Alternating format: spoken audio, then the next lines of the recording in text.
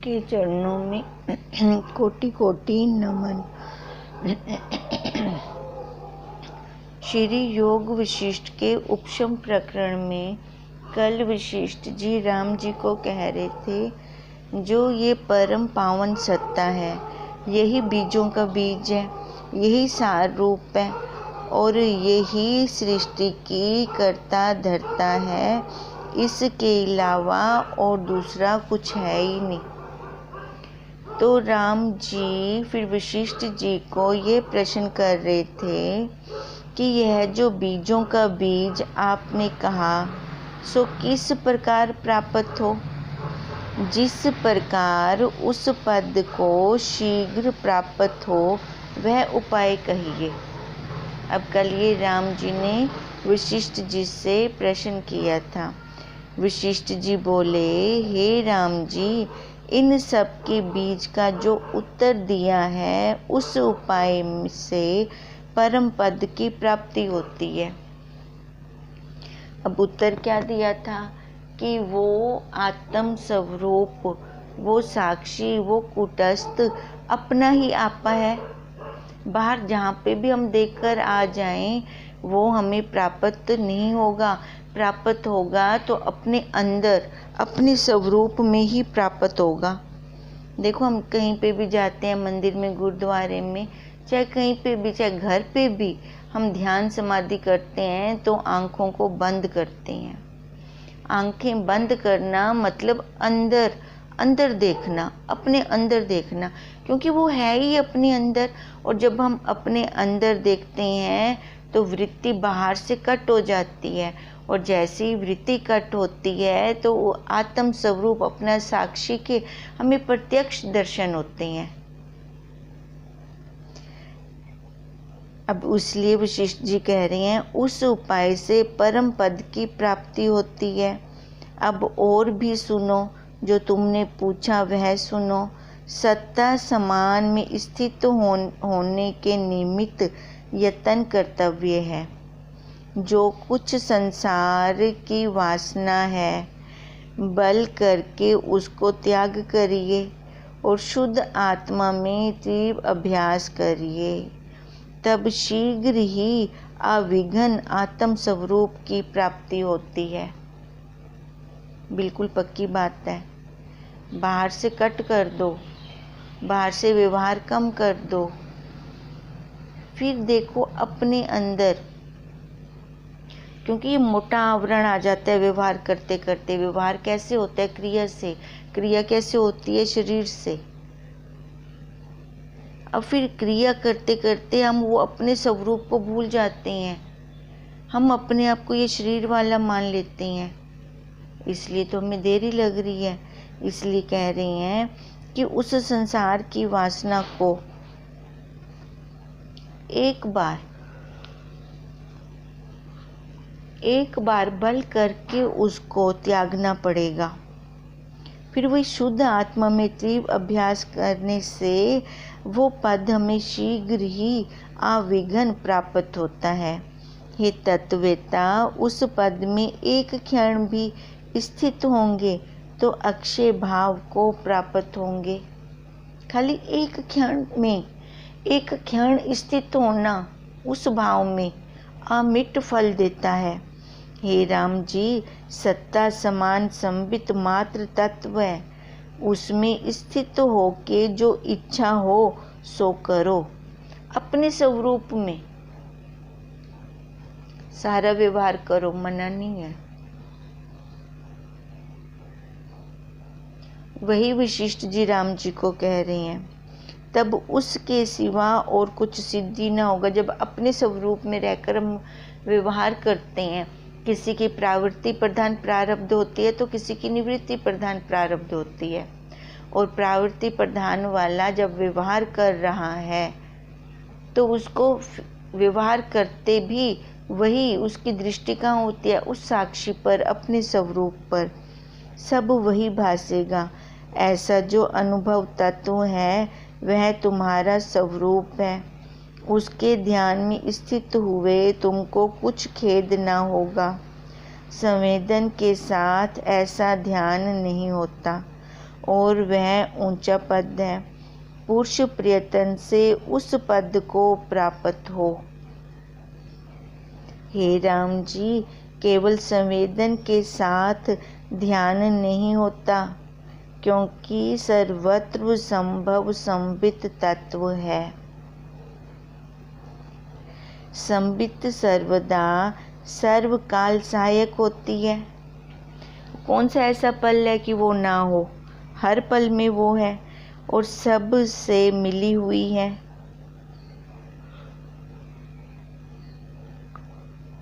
क्योंकि उसके बिना कोई भी चेष्टा सफल नहीं होती।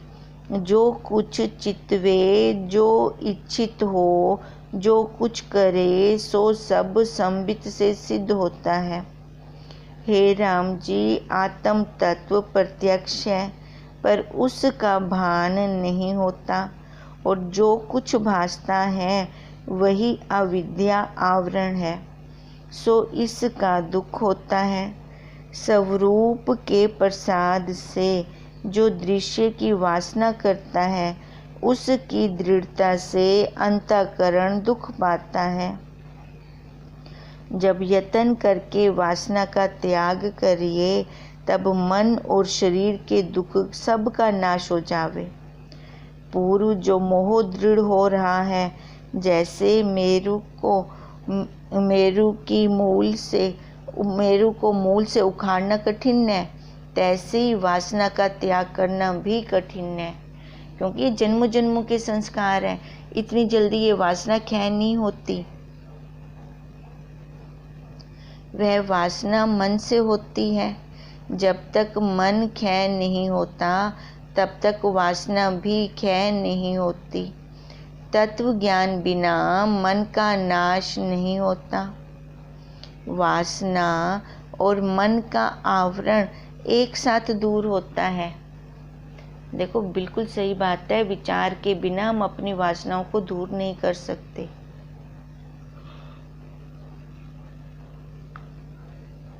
विचार करेंगे, विवेक करेंगे, फिर जाकर उस वासना का क्षय होता है। और वासना और मन का आवरण एक साथ दूर होगा। फिर यह परस्पर कारण रूप है, एक दूसरे से जुड़े हुए हैं। ये वासना कब होती है? जब मन में पहले इच्छा आती है। इससे हे राम जी,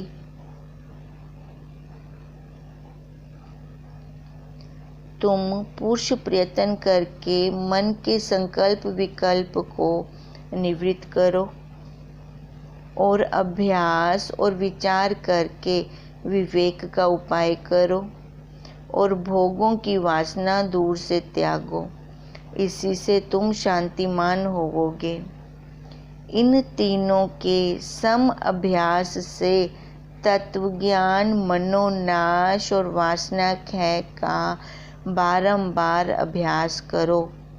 फिर जाकर हम उस पद में स्थित होते हैं। उस साक्षी पद पर आसीन होते हैं। जब तक इनको न साधेंगे, तब तक अनेक उपायों से भी शांति को ना प्राप्त होंगे।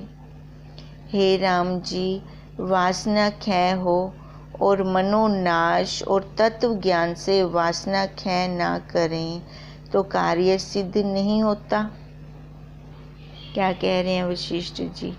वासना क्षय हो और मनोनाश और तत्व ज्ञान से वासना क्षय ना करें तो कार्य सिद्ध नहीं होता। देखो, वासना क्षय हो मतलब हठ से हमने वासना का क्षय कर दिया, इच्छा का क्षय कर दिया। जैसे कई बार हरिद्वार जाते हैं तो आम छोड़ आए हैं, या और कोई प्रिय वस्तु छोड़ आए। देखो, पर उसकी लालसा तो अंदर बनी रहती है।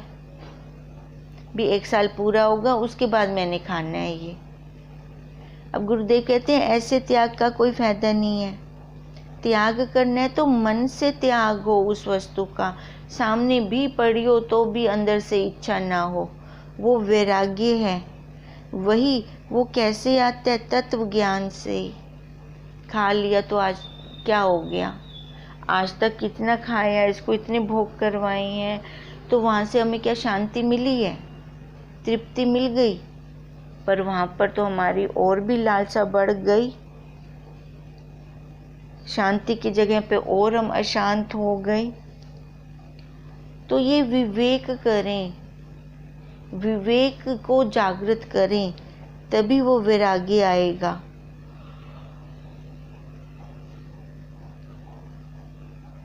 और विवेक कैसे आता है?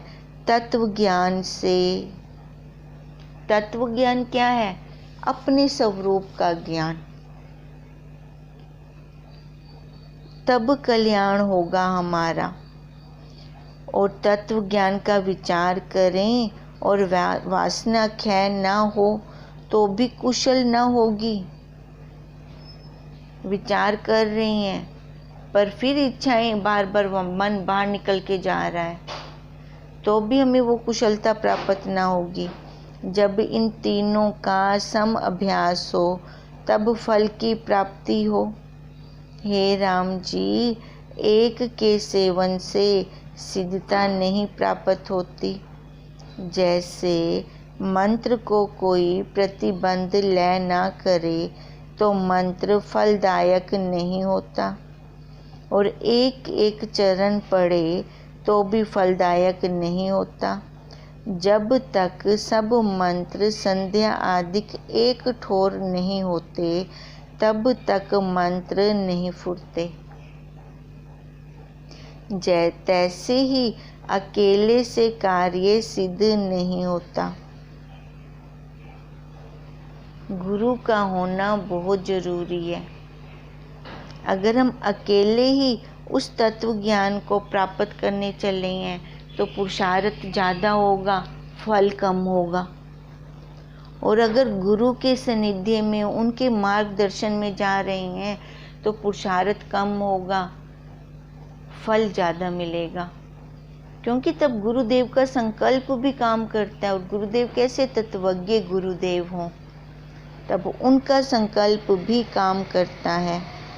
जब तक चिरकाल इनको इकट्ठा सेवें तब कार्य हो। जैसे सेना संयुक्त बड़ा शत्रु हो और उसके मारने को एक शूरमा जावे तो शत्रु को मार नहीं सकता, और यदि इकट्ठे सेना पर जा पड़े तब उसको जीत लेवे। तैसे ही संसार रूपी शत्रु के नाश के लिए जब तत्व ज्ञान, मनोनाश और वासना क्षय का इकट्ठा अभ्यास हो, देखो ये तीनों का इकट्ठा अभ्यास हो, तब जाकर हम उस पद पे स्थित होंगे, तब संसार रूपी शत्रु का नाश होगा। हे राम जी, जब तीनों का अभ्यास करेंगे तब हृदय की अहम मम ग्रंथि टूट जाएगी। जो ये मैं मेरा अंदर चल रहा है, मोह माया जो अंदर चल रही है, ये तब टूटेगी। अनेक जन्मों की संसार सत्यता जो इसके हृदय में स्थित हो रही है, सो अभ्यास योग से टूट पड़ेगी। इससे चलते बैठते, खाते पीते, सुनते सूंघते, स्पर्श करते और जागते, इन तीनों का अभ्यास करें। हर क्रिया करते, चाहे वह छोटी से छोटी क्रिया है, चाहे वो बड़ी से बड़ी है, उसकी सत्ता के बिना एक पत्ता भी नहीं हिल सकता। उसी का अभ्यास करें। हर क्रिया करते हुए हमारी दृष्टि कहाँ हो? उसी तत्व पर हो। हे राम जी, वासना के त्याग से प्राण स्पंदन रोका जाता है। जब प्राणों का स्पंदन रोका तब चित्त अचित्त हो जाता है। एक प्राणों के रोकने से ही वासना क्षय हो जाती है, तब भी चित्त अचित्त हो जाता है। आत्म योग से अथवा वासना के त्याग से आत्म तत्व प्रकाशेगा। इनमें जो तुम्हारी इच्छा हो वही करो। चाहे प्राणों को योग से रोको और चाहे वासना का त्याग करो। प्राणायाम तब होता है जब गुरु की दी हुई युक्ति स्थित होती है और आसन पर आसन और आहार के संयम से प्राणों का स्पंदन रोका जाता है। कम भोजन हो तब जाकर हम उस पे रोक लगा पाएंगे और अपना आसन भी सिद्ध हो। जब सम्यक ज्ञान से जगत को अवास्तव जानता है, तैसे वासना नहीं परवरती। जब सम्यक ज्ञान ले लिया तो वासना आती नहीं है। जो जगत के आदि और अंत में स्थित है, उसमें मन जब स्थित होता है तब वासना नहीं उपजती।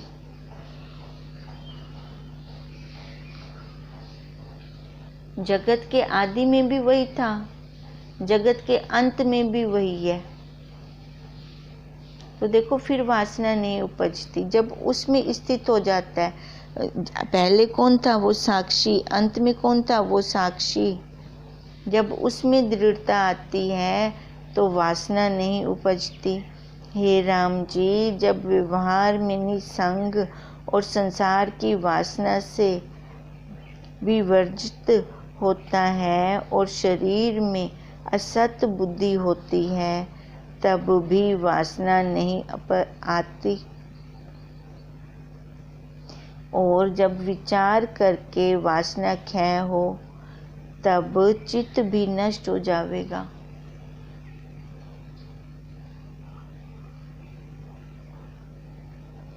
वशिष्ठ जी राम जी को क्या कह रहे हैं? विचार की बलिहारी है। हे राम जी, विचार की बलिहारी है। विचार करें, विचार करेंगे तभी ये नष्ट होगा चित्त। क्योंकि आज तक तो हम अपनी इच्छाओं की, वासनाओं की पूर्ति करते आए हैं, फिर भी इनकी निवृत्ति नहीं हुई। शरीर निवृत्त हो गया, ये वैसा का वैसा स्थित है। इसका मतलब अभी तीनों का हमें अभ्यास नहीं है। उनका अभ्यास होगा तभी इस वासना का क्षय होगा। तब चित्त भी नष्ट हो जाएगा। जैसे वायु के ठहरने से धूल नहीं उड़ती, तैसे ही वासना के क्षय हुए चित्त नहीं उपजता। जो प्राण स्पंदन है वही चित्त स्पंदन है। जब वासना फूटती है तब जगत भरम उपजता है।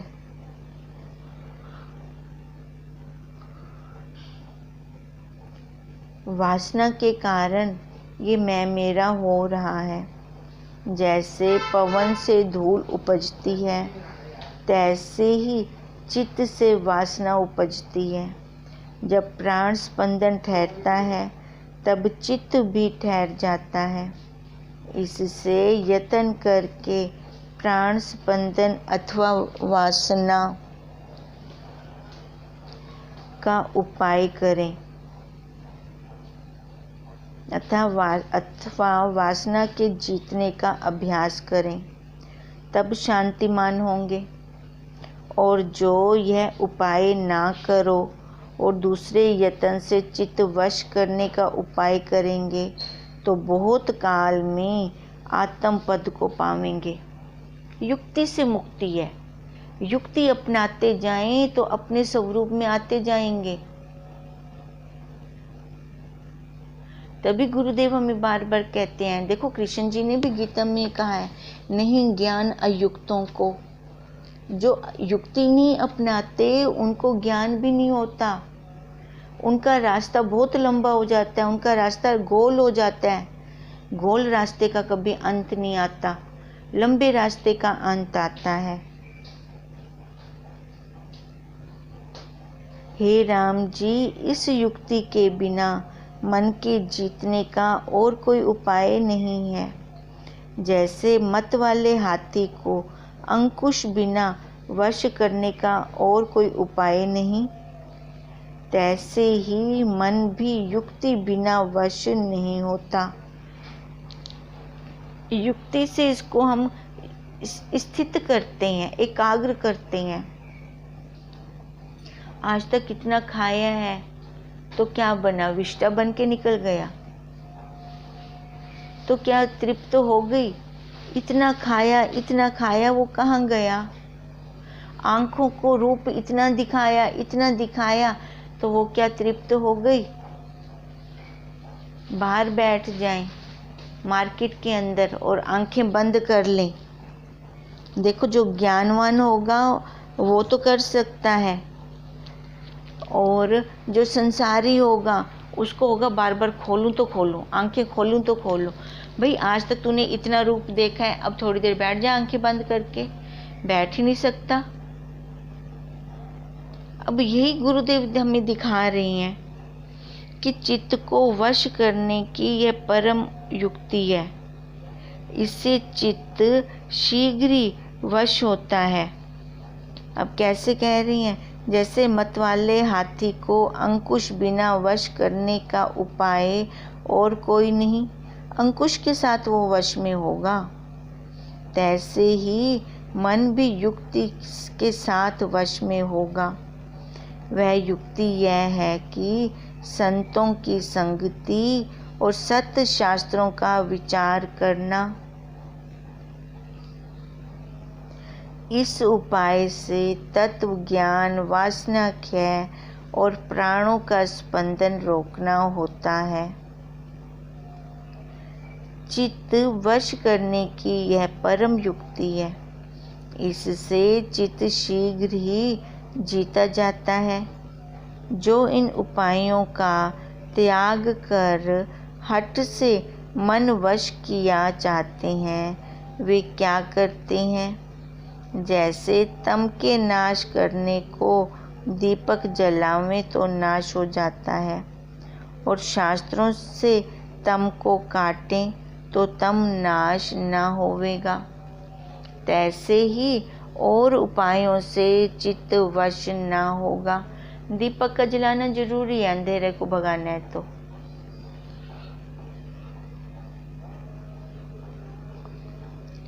और भले जितने मर्जी हम उपाय करते रहें, उससे चित्त वश नहीं होगा। इस बिना जो और उपाय करते हैं वे मूर्ख हैं। जैसे मत वाला हाथी कमल की तांत से बांधा नहीं जाता, और जो कोई इससे बांधने लगे तो महामूर्ख है। तैसे ही मन के जीतने को और प्रकार जो हठ करते हैं सो महामूर्ख हैं। और उपाय करके क्लेश प्राप्त होगा, आत्म सुख प्राप्त न होगा, और क्लेश प्राप्त हो जाएगा, पर वो शांति, वो तृप्ति वो हमें नहीं मिलेगी। क्लेश मतलब वो विषयों के सुख प्राप्त हो जाएंगे, पर उनके पीछे तो दुख भी खड़ा है। वहाँ तक हमारी दृष्टि जाती नहीं। जैसे दुर्भागी जीवों को कहीं सुख नहीं प्राप्त होता।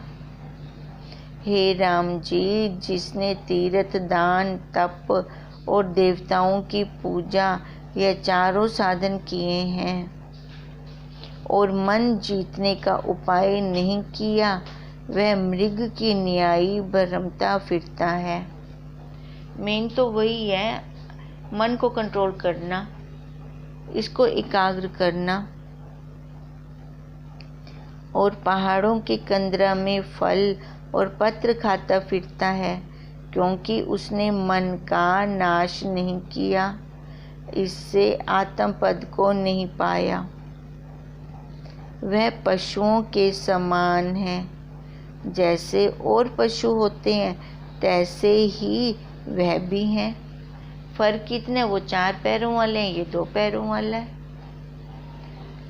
क्योंकि इसने एक उपाय नहीं किया, मन को क्षय नहीं किया, मन का नाश नहीं किया।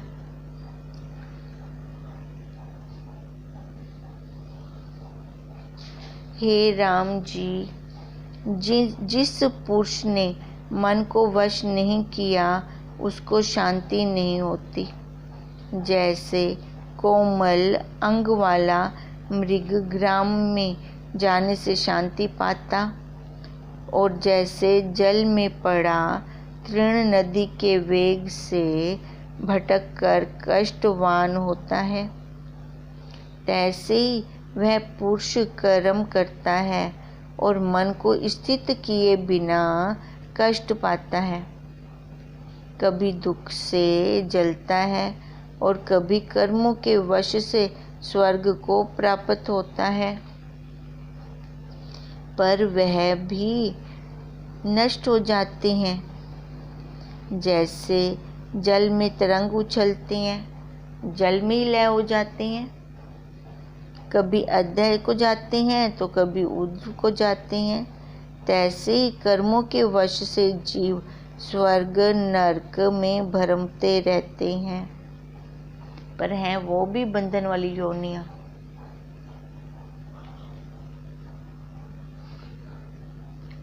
स्वतंत्र है तो केवल मनुष्य ही स्वतंत्र है।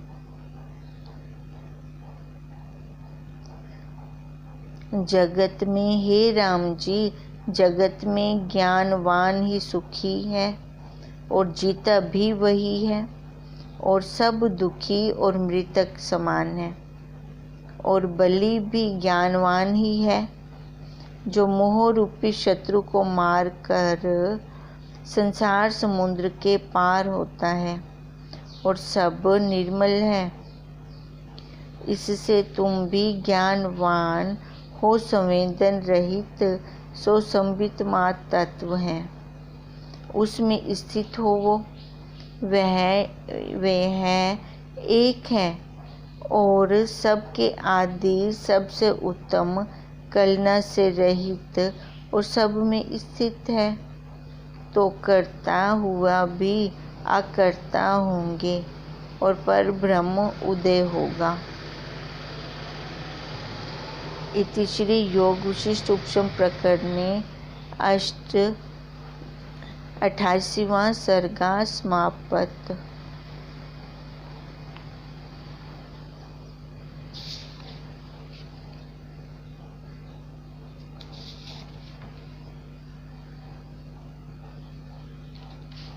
वशिष्ठ जी इस सर्गे में राम जी से कह रहे हैं कि जब तक हम मन का नाश नहीं करते तब तक हम उस पद में, परम पद में स्थित नहीं हो सकते। इच्छाएं, वासनाओं का त्याग करना है और इसके लिए 3 का अभ्यास बार बार करें। तत्व ज्ञान का, मनोक्षय का, वासनाओं की निवृत्ति का। हरि ओम तत्सत, हरि ओम तत्सत, हरि ओम तत्सत।